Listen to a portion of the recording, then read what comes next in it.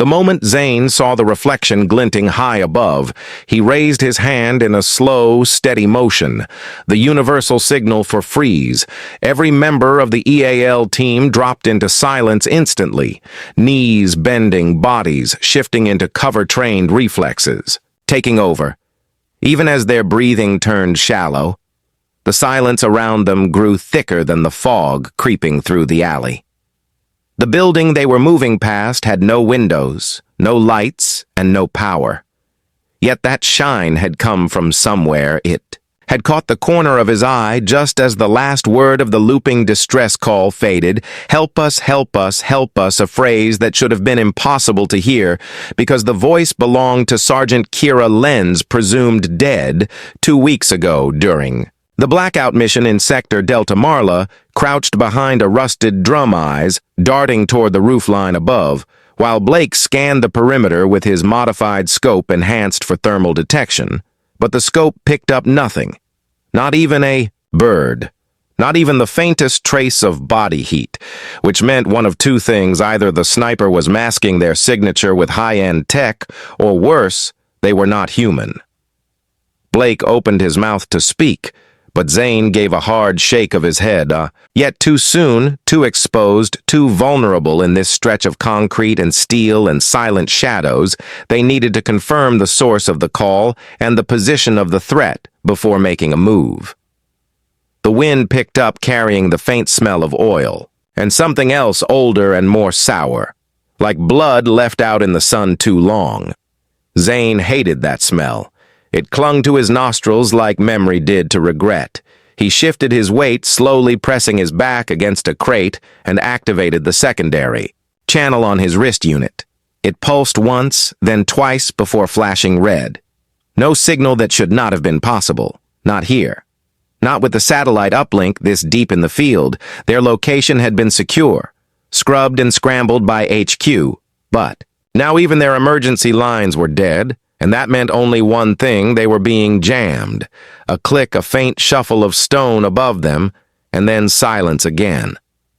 Zane turned his head upward, eyes narrowing as he tried to make sense of the growing dread pressing against his chest. He remembered the stories told in classified halls of operatives who went rogue, of agents who died in the system only to return as ghosts, invisible, skilled, and brutal. One in particular haunted those briefings. Kellen Voss, a sniper prodigy lost during a black ice recon mission, buried in an avalanche, according to the reports. But Zane had never believed it. The body was never recovered, and the data he carried was never found, either. Suddenly a voice crackled. Through the static again this time, lower, almost a whisper, repeating the same phrase: "Help us, help us, help us." But now the voice sounded strained, broken, layered with static, and something else like it had been passed through too many filters until it no longer sounded human. Marla flinched as it cut off again, her hand tightening around her weapon. She looked at Zane, waiting for a command, waiting for anything, and Zane gave it a subtle nod, pointing 2 fingers toward the scaffolding above. And then to the left, where a narrow fire escape led to the building's 3rd-floor entrance. Blake moved first, keeping low, using the broken terrain as cover, while Marla followed. Zane brought up the rear, glancing back every few steps. But nothing moved. Nothing. Breathed just the wind and the decaying buildings around them. Each step echoed louder in his mind than it should have. Each heartbeat a countdown to something they could not yet see when they reached the base of the fire escape. Blake tested the ladder it held. Though it groaned under his weight, Zane checked the angles again. Still no visible threat, still no sound, just the oppressive sense that eyes were watching them from somewhere just beyond sight. As they climbed, the metal creaked, sending sharp notes into the stillness, each one a flare to whoever was out there. But they had no choice. They had to get above the line of fire. They had to trace the signal to its source, if there was even a source, and not just some manipulated playback designed to lure them into a trap when they reached the top landing. Blake slipped through the door, first weapon drawn, sweeping left and right, then signaling clear. Marla and Zane entered next, stepping into what used to be an office space. now gutted and overgrown with vines that should not have survived this long without sunlight. Inside the room, an old server rack stood blinking faintly against all logic. The equipment looked ancient, scorched in places and rusted, but one small light pulsed at the bottom, a cold blue LED in a sea of dead machinery. Zane approached cautiously, weapon raised, and tapped the terminal. The screen flickered and displayed a simple prompt code. Then beneath it the phrase, "Again, help us, help us, help us." Only this time the text bled down the screen as if the words themselves were melting and something else began to type beneath them. Not from his input, but on its own letter by letter. It formed a new message, one that made his blood run cold. "You should not have come." The words stayed there pulsing as if breathing. Marla stepped closer, but Zane raised his hand again. No movement, no sound. And then the floor beneath them groaned. Blake spun toward the doorway, but it was empty until a tiny red dot appeared on his vest center mass and froze. There unmoving, Zane tackled him to the ground, just as the glass behind them shattered, the bullet embedding deep into the back wall. Clean, quiet, and perfect. Not a moment of hesitation, not a wasted shot. The sniper had waited for them to reveal themselves, and then struck only once like he was sending a message. They crawled behind the server stack, Marla breathing heavily, Blake shaking off the dust and checking for wounds, none thank God, but the fear in his eyes was real. This was no random gunman. This was precision. This was patience and understanding. This was personal. And Zane knew then that whoever was out there had been waiting for them. Maybe for days, maybe longer. And he also knew they were just getting started because the next bullet might not miss, and the signal they followed might not have been a call for help, but a baited hook designed to pull them deeper into the trap that had already begun to close around them. The silence after the shot was thicker than the dark sky above them, a kind of quiet that made the blood in Marla's ears throb louder than her heartbeat, louder than her breath, as she pressed herself against the steel column still warm from the impact. Of the bullet that nearly ended her right there in the shadows, Zane remained motionless, a stone carved into the alley wall. His eyes locked on the upper scaffold where the glint had vanished, where he knew without doubt now the sniper had been. Watching them had been waiting not just for any target, but for the perfect moment to show his presence without showing his face. Blake crouched behind the rusted generator with trembling hands, checking his rifle, even though they all knew firing. Back was useless against something they could not see, something that had already made its move, and withdrawn like a ghost with eyes in every direction. No heat, no signature. Nothing on the scopes that should have detected a fly on a window pane. And yet the sniper had picked his angle, fired a whisper through the night, and left no trace but a hole in steel and a shot of adrenaline in the spines of 3 of the most trained operators EAL had to offer. They had faced ambushes before, traps, IEDs, hidden drones, smart mines, but this felt different. Not tactical, but psychological, as if the sniper was not just trying to kill them, but to test them, to study them, to see how they moved and reacted under pressure like a predator stalking. Prey not because it was hungry, but because it enjoyed the hunt. Zane hated that kind of enemy. The ones who had no mission, just a purpose built out of obsession and silence and shadows. He tapped his wrist unit again, hoping for a sliver of signal, but the screen stayed black. Its edge cracked from a fall 2 months back that felt like another life ago. He looked at Marla, who was still locked in place, then to Blake, who gave a slow nod, ready to move, ready to break the line and find higher ground, because staying down here meant waiting for the next shot, and they knew now that the sniper was patient, more patient than they could afford to be. Zane pointed to the scaffolding 3 levels up and made the motion for a split maneuver. Marla to the left, Blake to the right. He would take center and draw attention if needed. It was risky, but predictable. And sometimes predictable was what you needed when your enemy expected chaos. They moved together each step, deliberate boots, soft against Debris and metal breath, slow and measured, muscles tight with tension, but minds clear. This was what they trained for. But none of their training could answer one question. Who the hell was out there, and why was he using a voice they buried with? Kira lends by. The time they reached the second level, the silence shifted again. Not a sound, but a feeling like they had crossed an invisible line where the air got colder and the shadows deeper. Zane paused, hand raised. Not from a threat he could see, but something else. Something felt a presence, or maybe just the absence of everything they expected to encounter. Where were the rats, the birds, the background noises of a dead city? Even ghosts made more sound than this. Then the voice returned. Not through the comms, not from the server. This time it came from above and ahead, echoing down the steel beams and empty corridors, a perfect mimic of Kira's voice.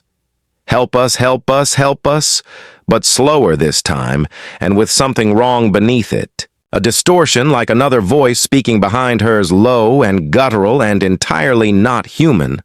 The sound made Marla flinch and Blake mutter a curse under his breath, because that voice was coming from a place no one should be able to transmit from, without power, without gear, without something visible, and yet it moved through the metal like water through pipes, chasing them with familiarity and threat. They kept moving now, urgency, overtaking caution, stepping, softly, but faster toward the source, knowing it was bait, knowing they had to follow anyway, because something inside Zane would not let him turn back.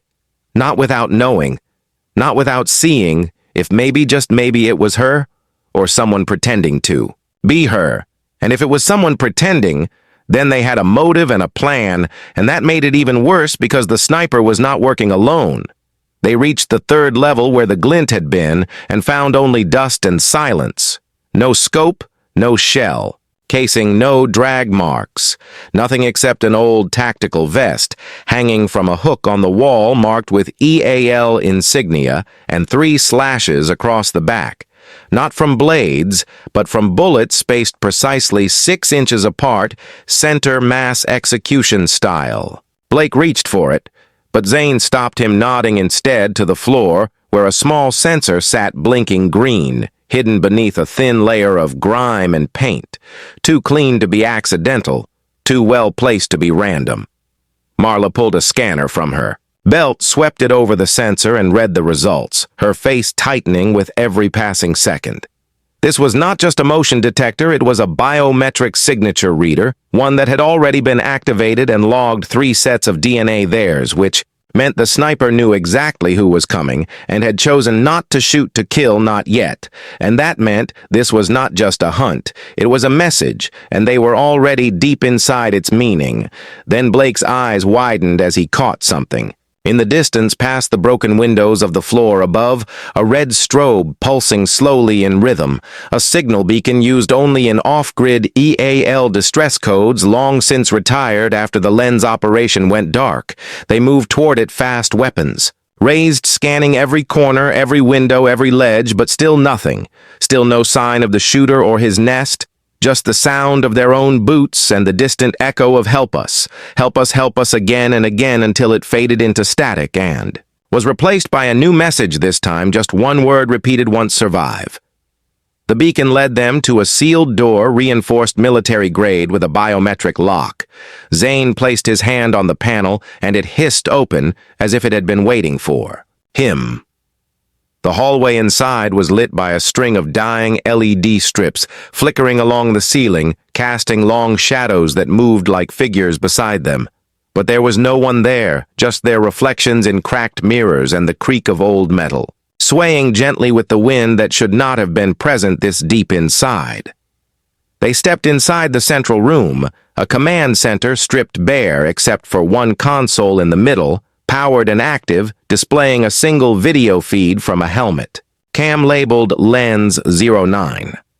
The footage played on a loop, showing Kira breathing heavily, running through the same building 2 years ago, being chased by someone off-screen before the feed cut to black, and was replaced with a still image of a single figure, kneeling at the center of a rooftop rifle in hand, mask on face, and one phrase written beneath him in red block text, "Watching, always watching."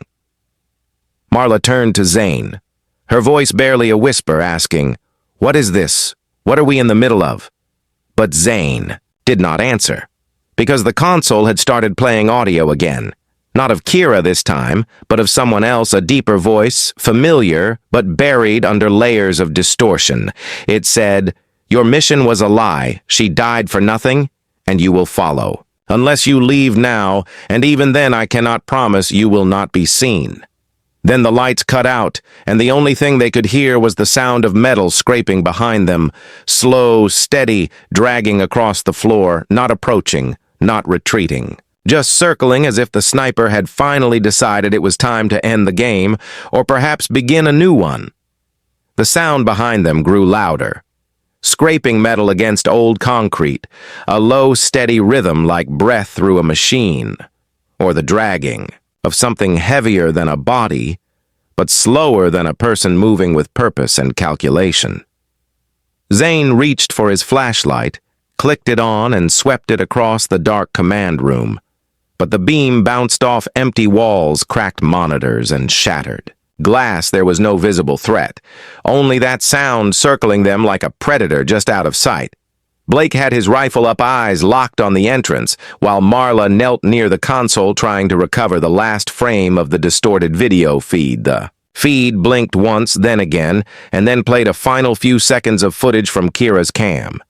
This time, the view showed her crawling through what looked like a broken vent shaft, the camera shaking with every movement, then a scream. Not hers.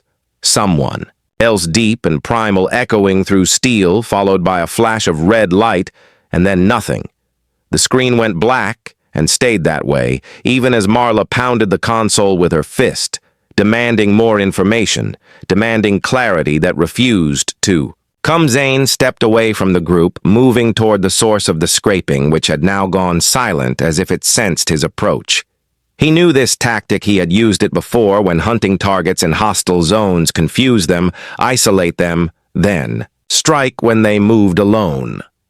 Only this time, he was the one walking into the unknown, and the silence was no longer just quiet. It was oppressive, heavy like walking underwater, with every step harder to take than the last, as if the air itself did not want him moving forward. Then he saw it, a shape, not quite a figure, more like a distortion at the end of the hallway, something that bent the light around it, a shimmer like heat rising off pavement, except it moved slightly back and forth, a sway that did not match the shadows around it. Zane aimed his weapon, eyes narrowing as he tried to focus, but the shimmer vanished like smoke pulled by wind, and the hallway was once again empty, except for the door at the far end marked with a single red stripe and a tag that read, "Control." In faded letters nearly peeled off by time, he motioned for Marla and Blake to follow, and they did, weapons raised, nerves frayed but discipline intact.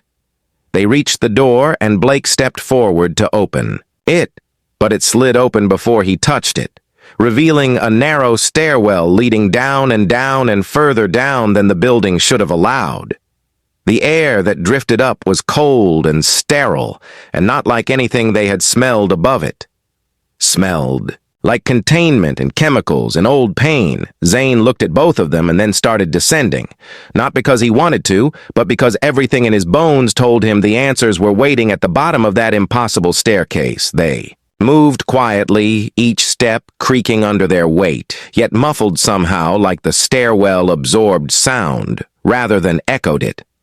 The further they descended, the more their lights dimmed, not from power loss but from interference, like an unseen field was disrupting electronics. Blake's HUD flickered, then died.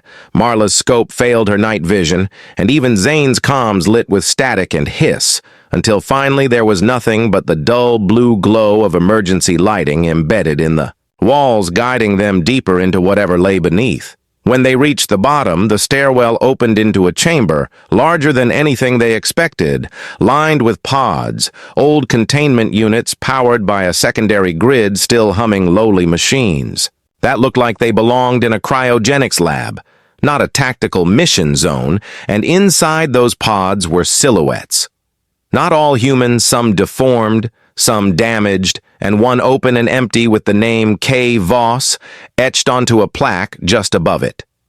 Marla gasped, and Blake stepped back, shaking his head as he realized what this place really was. Not a control room, not a storage facility, but a classified vault, a forgotten lab used for experimental operatives like Voss, like Lenz, like others who were never meant to return, because they were never meant to survive the enhancements, the reprogramming, the psychological warfare injected into their minds. Zane had heard rumors of places like this, off-book projects, buried beneath field operations, hidden from even upper command. And now they were standing inside one that still breathed, still watched. The sound returned again, this time not scraping, but footsteps deliberate and slow approaching from the far side of the chamber just beyond the final row of pods. Zane raised his weapon eyes, scanning the darkness, and there it was. A figure stepping from shadow into blue light, wearing a tattered EAL tactical suit marked with a red stripe through the chest plate, a mask covering the lower half of his face, and a rifle strapped across his back. Not drawn, not threatening, just present like a badge of identity. He said nothing, only stood there watching and waiting. Zane took one step forward, then another, stopping only when the man tilted, his head slowly like an animal, curious but cautious. And then the man reached up, removed his mask, and revealed a face they had seen only in grainy mission files and old debrief photos. Kellen Voss, older now, eyes harder, with veins beneath the skin, glowing faintly like something lived inside him that did not belong. He looked directly at Zane, then at Marla and Blake, and then back again, before speaking in a voice that sounded like static had learned how to form words. They told you I died in the snow. They lied. They sent me to the cold and left me buried in steel and frost. And now I remember everything.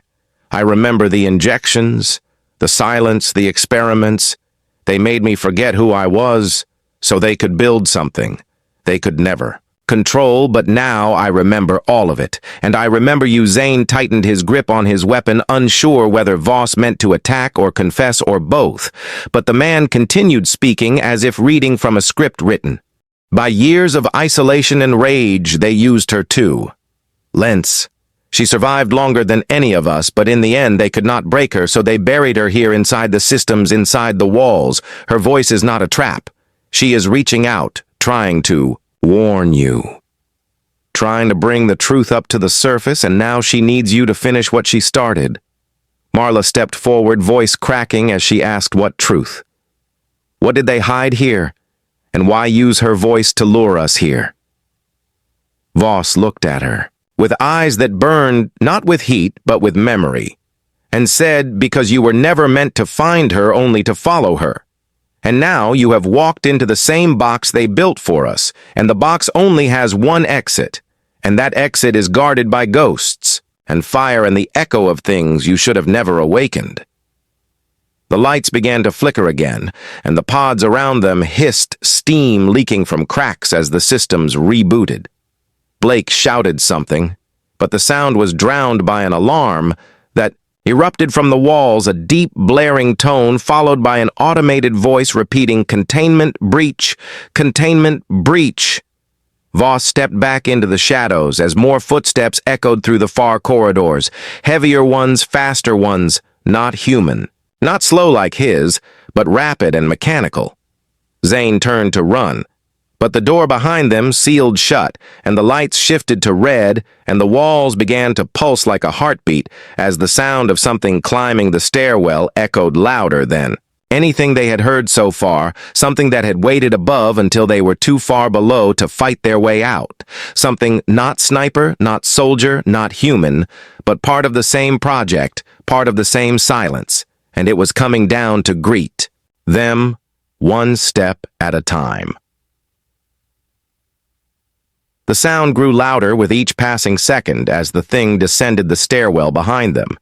Its steps were not rushed, but deliberate, heavy, and sure, like it knew they had nowhere to go, like it had done this before, and it would do it again. Zane grabbed Marla and Blake, pulling them away from the pods as steam filled the room, and the alarm screamed louder, the red lights flashing faster now, strobing against the walls like a heartbeat, panicked and rising the pod. Marked K. Voss now hissed violently, slamming itself shut, even though it had been open for years, and Voss himself had already vanished into the darkness, as if the building itself was rejecting his presence. Blake shouted over the noise, but his voice was lost, and Zane had no time to decode words, only motion and urgency and instinct. They moved toward the far wall where a second corridor opened up behind a stack of old monitoring stations, unused for what looked like decades the corridor was. Narrow, almost too narrow for Blake's gear to squeeze through. But they made it, forcing themselves into the darkness just as something stepped into the chamber behind them and stopped its weight so dense the floor let out a deep groan as if buckling. Under the pressure, Zane risked a glance back and saw only a silhouette tall, broader than a man, with limbs too long for balance, and eyes glowing faintly white through the smoke that now poured from the vents. Not fire smoke, but containment gas designed to disorient and disable and cover movements of things not meant to be seen. They moved faster. Now the corridor ahead opening into another chamber, this one smaller, but filled with screens and data racks, and one central control panel glowing dim. Blue with the EAL logo fractured across the surface. Marla reached the panel, first slamming her palm against the interface, trying to wake the system, while Blake took position by the door rifle aimed at the hallway, watching for movement. Zane stood in the center of the room, staring at the ceiling where small vents had begun to leak a different kind of mist, colder and thinner, and laced with something sharp like static. Made physical, he looked down and saw the same words flashing across every monitor. "Help us, help us, help us." And then a new line appeared. "We are still here." The panel beneath Marla's hands shifted, displaying a feed not from the facility but from satellites above it showing thermal signatures. Not 3, not 4, but dozens. Some deep underground, some approaching from the surrounding ruins, signatures that did not move like humans did, but hovered, pulsed, and blinked in and out like ghosts, half real and half constructed. Zane leaned over the panel and scrolled down the feed until one name caught his eye. Project Eclipse. Status Active Containment. Failed before he could ask what it meant. The lights cut again and a voice came through. Not through their comms, not from the system, but through the walls themselves. Not Kira, not Voss. Something else, deeper, older, and mechanical in rhythm. It said, "You have entered the memory of failure. You are not permitted to leave now." The hallway behind them exploded inward as the creature from the chamber forced itself through. The metal frame, its limbs breaking lights and walls and reaching for the first thing it could grab, which was the corner of Blake's pack, dragging sparks along the wall as it pulled. Blake fired 3 rounds point blank into the figure, but the rounds did nothing, only slowed it enough for Marla to pull him free, and Zane to grab a steel pipe from the ground, swinging it hard into the arm that reached for them, not to damage it, but to distract it, to force it to look elsewhere so they could run again. Because that was all they had left now. Run and hope the path was not already closed by more of those things, more of those ghosts. They took the north corridor marked exit, though they knew better than to believe that word in a place like this. The corridor sloped upward toward what looked like a loading bay, long unused and covered in dust and mold, but beyond it was light, not artificial but real daylight, pouring through a broken wall at the far end, shattered by some old blast or quake. The light made them move faster, even as more footsteps echoed behind them. More than one more, then 2, maybe 4, maybe 10. They could not count. Now they could only keep moving. Voss appeared again as they reached the edge of the light. His figure, standing in silhouette, rifle in hand, mask back on, voice low and hard, as he said, "I told you there was only one way out, and this is not it. They will not let you go. Not until you have seen what they made us into. Not until you understand what they buried here and what they failed to kill." He stepped aside, revealing a second stairwell hidden behind a crumbling wall, one they never would have found on their own. And Marla hesitated just long enough to see what chased them spill into the loading bay behind them. The creatures were not fully visible. Not in the way the eye sees. They shimmered and broke apart in motion, like digital fragments trying to hold physical shape. Some walked, some crawled, some floated, but all of them moved, with hunger and purpose, as if something inside them still remembered pain and wanted to share it with anyone who survived long enough to see it. Zane pushed Marla into the stairwell, followed by Blake, then looked back once more at Voss, whose eyes never blinked and whose rifle never wavered as he said, "Go now before I change my mind." The stairwell was colder than the others, steeper and darker, and filled with the sound of wind that should not exist underground. It bent sharply, left then right, and kept going deeper instead of up.